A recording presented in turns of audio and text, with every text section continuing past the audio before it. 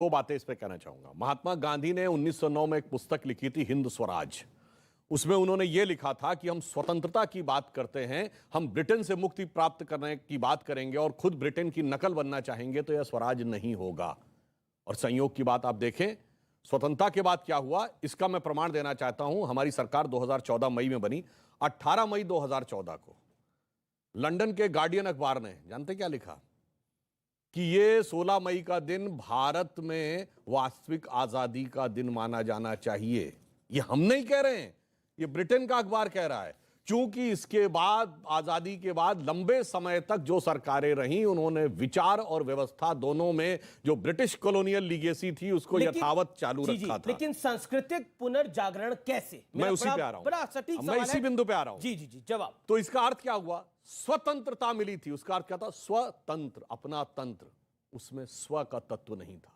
लोकमान्य तिलक ने स्वराज्य की बात कही थी, स्व का तत्व था ही नहीं। Everything was under the British legacy. वही वेशवाणी, तत्व दर्शन, दूसरों का यह सबीले, विकृति को हम ग्रहण करते, निज प्रकृति को आज भूले। तो ये जो एक परिवर्तन आया स्व के बारे में, सिर्फ ऐसा ही नहीं, योग शुरू हुआ, ये हमारा अपना था, हम क्यों भूल रहे थे? आयुर्वेद हमारा अपना था, वैदिक गणित हमारा अपना था, इतने नॉलेज बेस हमारे अपने थे, परंतु हम उसे स्वीकार करने को तैयार नहीं थे। हम केवल, अब कहना नहीं चाहिए, हम ये बात नहीं कहते। आपको पता है कि कोल्हापुर में महालक्ष्मी का मंदिर है। जब 2 इक्विनॉक्सेस होते हैं, 21 मार्च और 21 सितंबर, उधर 3 दिन ऐसा होता, सूर्य की किरणें एक बार उस मंदिर में देवी के चरण पे पड़ती हैं, नेक्स्ट डे देवी के हृदय पे पड़ती हैं और फिर चली जाती हैं। कितना आर्किटेक्चरल, एस्ट्रोनॉमिकल, जो एक्सियल टिल्ट, तीनों का कैलकुलेशन होगा, वो भारत में नहीं दिखाया जाता था। सिर्फ ये दिखाया जाता था कि साहब ताजमहल और लाल किला बनाया हुआ, वो एक अलग विषय है क्या है, मगर ये चीज ना दिखाएं। बृहदेश्वर का मंदिर तंजावुर में, तमिलनाडु में, बगैर नींव के बना हुआ मंदिर है और उसकी छत पर जितना बड़ा स्टोन है वो आज तक नहीं समझ पा रहे हैं कि इतनी ऊंचाई पे ये स्टोन गया कैसे होगा। यह चीजें नहीं बताई जाती थी। स्व का तत्व इन सब में था, परंतु अफसोस कि हम उस बात को सिर्फ भूले हुए थे। और अंत में लाइन कोट करता हूं, वीएस नायपॉल नोबेल लॉरेट हैं, 2003 में नोबेल पुरस्कार मिला। उन्होंने कहा भारत दुनिया का इकलौता देश था जहां पर राष्ट्रवाद को मजबूत करने वाला नहीं, कमजोर करने वाला इतिहास पढ़ाया जाता है। अब वो कहता है ये इकलौता देश है जो अपने लेके इतिहास को प्रामाणिक नहीं मानता, विदेशियों के लेके इतिहास को प्रामाणिक मानता है। तीसरा कहता, विदेशियों में भी ये किस विदेशी के लेके इतिहास को प्रामाणिक मानता है? जो आपके दुश्मन थे, जिन्होंने आप पे हुकूमत की, जिन्होंने आपको गुलाम बनाया, उसके लेके इतिहास को प्रामाणिक मानता है। इसलिए उन्होंने किताब लिखी थी, इंडिया ए वुंडेड सिविलाइजेशन। मुजीबुर रहमान, अक्षय कुमार कहते हैं कि हमें अपने राजाओं को जानने का पूरा हक है। पृथ्वीराज चौहान इस देश के आखिरी हिंदू राजा हुए, उनके बारे में कितना पढ़ाया गया। चंद्र प्रकाश द्विवेदी जिन्होंने ये फिल्म लिखी है, वो क्लियर कट कहते हैं कि हमारे देश में इतिहास को सही से पढ़ाया ही नहीं गया। अमित शाह कहते हैं कि सांस्कृतिक पुनर्जागरण का युग 2014 से शुरू हुआ है इस देश के अंदर। क्या आपको लगता है कि हम आक्रांताओं, लुटेरों को ज्यादा जानते हैं, योद्धाओं को कम जानते हैं? देखिए, अगर कोई कहता है कि जो हिंदू राजा थे वो हमारे राजा थे और जो मुसलमान राजा थे वो हमारे नहीं थे। अब सपोज कीजिए मैं कहूं कि मोदी जी हैं वो सुधांशु जी के जो है प्राइम मिनिस्टर हैं और मेरे नहीं हैं, तो ये बेवकूफ़ी की बात होगी। तो लोकतंत्र नहीं, जब लोकतंत्र नहीं था तब भी वही बात थी, तब भी राजा थे। जो राजा है वो तो सभी का राजा है, चाहे वो औरंगजेब हो, बाबर हो, अकबर हो, हुमायूं हो, अशोका हो। कौन आया? गौरी के सबका राजा था। गौरी यहाँ पर जो आया, मोहम्मद गौरी, वो सबका राजा था। मोहम्मद गौरी कभी राजा ही नहीं था। मोहम्मद गौरी कभी राजा ही नहीं था यहाँ पर। वो आया चला गया। राजा जो यहाँ राजा था, जिसे राज किया, जिसे देश बनाया, जिसने देश बनाया, हम उसकी बात कर रहे हैं। भारत का राजा था बाबर, भारत का राजा था। बिल्कुल। कैसे था?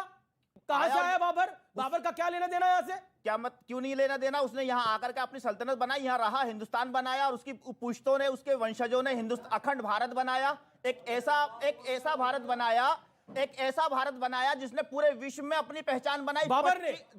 बाबर की संतानों ने, जी बिल्कुल, औरंगजेब ने 25% जीडीपी हिंदुस्तान को दी, अखंड भारत दिया, अखंड भारत दिया। वो भारत जिसको आपके विश्वगुरु कभी नहीं बना पा रहे, अखंड भारत जो आपके विश्वगुरु सिर्फ कहते हैं, मुंगेरी लाल के सपने दिखाएंगे, जीडीपी के सपने दिखाएंगे। वो सन 1700 में करके दिखा दिया, वो सन 1700 में करके दिखा दिया। देखिए कितनी मजेदार बात है। आपको पता है बाबर ने कब आया, कब शासन स्थापित किया? 1527।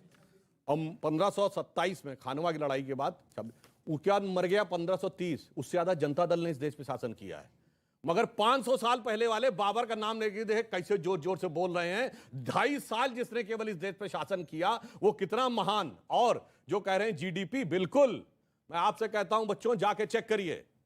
एक बहुत बड़े हिस्टोरियन हुए एंगस मेडिसिन, ओएसीडी कंपनी जो कंट्रीज हैं 54, उन 54 कंट्रीज ने करीब 200 रिसर्चर्स को स्पॉन्सर्ड किया था। 20 साल की रिसर्च के बाद किताब लिखी है उन्होंने, एंगस मेडिसन ने, world economic history the millennium perspective. 2000 साल के डॉक्यूमेंटेड इतिहास में 15वीं शताब्दी तक भारत का 35 से 40% जीडीपी में योगदान था।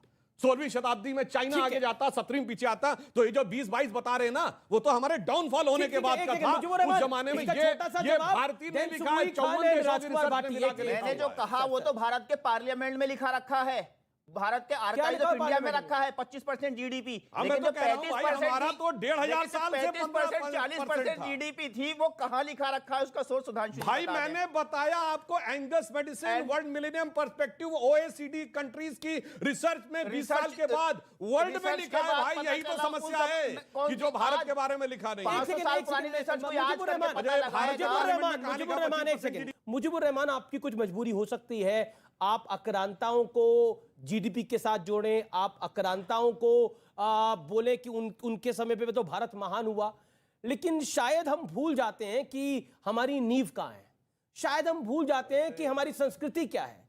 हमारी संस्कृति प्रभु राम से है, हमारी संस्कृति बाबर और औरंगजेब से नहीं है। ये सत्य है, ये सत्य है। ये बात एक लाइन अगर आप अनुमति दे तो बोल दूं। अगर ये सच है कि उनके आने के बाद जीडीपी बढ़ा, तो मेरे भाई वो जहां से आए थे वहां क्या था? खाने को खाना नहीं, पीने को पानी नहीं, खाने का ठौर नहीं, शौक नवाबों वाले, कि मतलब वहां से आए और यहां हमारा जीडीपी बढ़ा। ठीक है, नहीं देखिए सुबुई खान, बाबर बहुत बड़े इकोनॉमिस्ट थे, अभी मुझे पता लग गया। औरंगजेब माफ करिए, बहुत बड़े इकोनॉमिस्ट थे, मुझे पता लग गया, बहुत अच्छी जीडीपी थी। बाबर बहुत अच्छा शासन उन्होंने चलाया, ये अभी जानकारी इस देश को मिली है। नया इतिहास मुजीबुर रहमान जो कि जाने माने वकील है वो बता रहे हैं। एक बात मुझे बताइए, पृथ्वीराज चौहान आखिरी हिंदू राजा हुए, उनका वर्णन तो आधे चैप्टर में कर दिया जाता है, लेकिन औरंगजेब, बाबर, खिलजी, इनकी कहानी तो कई किताबों में बताई जाती है। ऐसा क्यों? जी अमीश, मैं अपनी बात की शुरुआत एक सवाल से करना चाहती हूँ। मुजीबुर रहमान साहब से पहले तो ये सवाल करना चाहती हूँ कि कोई मुसलमान चोर या डकैत इनके घर में चोरी कर ले, डाका डाल ले, इनका घर तोड़ दे, तो क्या उसका प्रोटेक्शन करेंगे कि वो मुसलमान है, या उसके खिलाफ सबसे पहले जाके थाने में रिपोर्ट कराएंगे? जब अपने घर की बात आती है तो नहीं देखेंगे हिंदू मुस्लिम क्या है। जब अपने घर के लिए इतना ज्यादा आक्रोशित हो सकते हैं, आंदोलनकारी बन सकते हैं, तो देश के लिए वो प्रेम आप लोगों के मन में क्यों नहीं आता है? मेरा इतना सा सवाल है। दूसरी बात मैं ये कहना चाहती हूँ कि देखिए, ये सांस्कृतिक जागरण की बात जब हम करते हैं, उसका मतलब होता है कि अपने देश की संस्कृति, इतिहास, शास्त्र को समझें, अपने देश के नायकों को समझें। ये हिंदू मुसलमान का मसला नहीं है, ना ही ये मुस्लिम शासकों और मुगलों के खिलाफ कोई लड़ाई है। ये है सिर्फ सही और गलत में फर्क करने की लड़ाई। अमीश, हम सिर्फ इतना कहते हैं कि औरंगजेब की खबर पे जाके नमाज मत पढ़िए, दारा शिकोह की खबर पे जाके नमाज पढ़िए। अमीश, मनोवैज्ञानिक तौर पे हम जिस तरह के संगीत सुनते हैं, जिस तरह